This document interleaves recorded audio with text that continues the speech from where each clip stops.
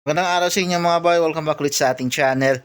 And update lang tayo mga bay sa paparating na laban ng Gilas Pilipinas kontra sa Australia bukas. So nandito na nga sa bansa itong Australian team mga bay para sa laban nila kontra sa Gilas Pilipinas. And etong ang Australia mga bay mukhang pinartidahan na nga itong Gilas Pilipinas at Guam mga bay dahil 10 players lang yung kanilang nasa roster coming into this matchup against Gilas Pilipinas bukas. So kung nagtataka kayo bakit dumikit yung laban nung nakaraan kontra sa Guam, dumikit yung Guam sa Australia is dahil yun nga 10 players lang sila and yung karamihan sa 8 dun sa mga players na pinadala nila is hindi kasali dun sa original lineup na ginamit nila ng FIBA Asia Cup kung saan nag-champion sila. Kumbaga, yung lineup na ginamit nila sa FIBA Asia Cup is mas malakas pa sa lineup na pinadala ngayon nila ngayong window 2. Okay?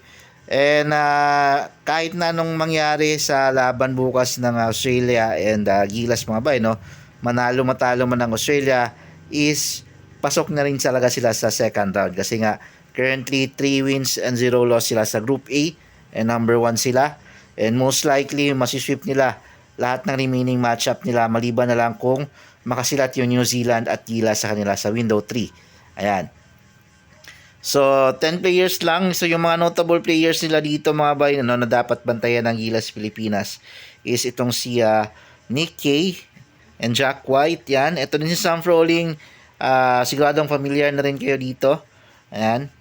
And yan si Nicky, yan yung malakas yung naging performance kontra sa Guam kasama na si Elijah Pepper. So silang dalawa, nag-average sila ng 50 plus points sa game kontra sa Guam.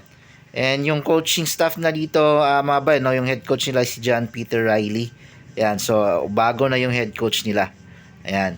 And speaking of Australia mga bay, mukhang hindi pa nga naka-move on itong Australia sa nangyaring brawl noong 2018 dito naganap sa Pilipinas kasi nga yung dating national player nila na si James Cady or KD yan mukhang ininsulto itong Gilas Pilipinas mga bay sinabing hindi daw sila uubra kahit na itong 10 players lang yung pinadala or kahit yung team bilang ng Australia hindi daw ka-level ng Gilas Pilipinas yung team B ng Australia or hindi daw nila mapapantayan. And dahil nga dyan, kapag daw ang strategy daw ng Gilas is kapag hindi nila masabayan yung kalaban, mamimisikal nga sila at posibleng ayun nga ang mangyari katulad nung 2018 brawl. So talagang minamaliit tayo nitong si KD mga bay na hindi ganon kalakas yung Gilas Pilipinas. Pero sa tingin ko naman, since hindi ganong kalakas 10 players lang yung pinadala ng Australia, mukhang may tira tayo bukas or may laban tayo bukas mga bay, posible nating masulot since nakadikit tayo sa New Zealand. And kung tatanungin nyo ako yung lineup ng New Zealand, kung i-compare nyo ngayon sa lineup ng Australia na pinadala nila, mas malakas yung lineup ng New Zealand. So depende na lang yan bukas kung sino yung puputok sa Gilas, kung ma-perform ba si Justin Brownlee or yung mga locals natin mag-step up pa. Okay? So yan yung abangan natin bukas mga bay. Maraming salamat sa panonood.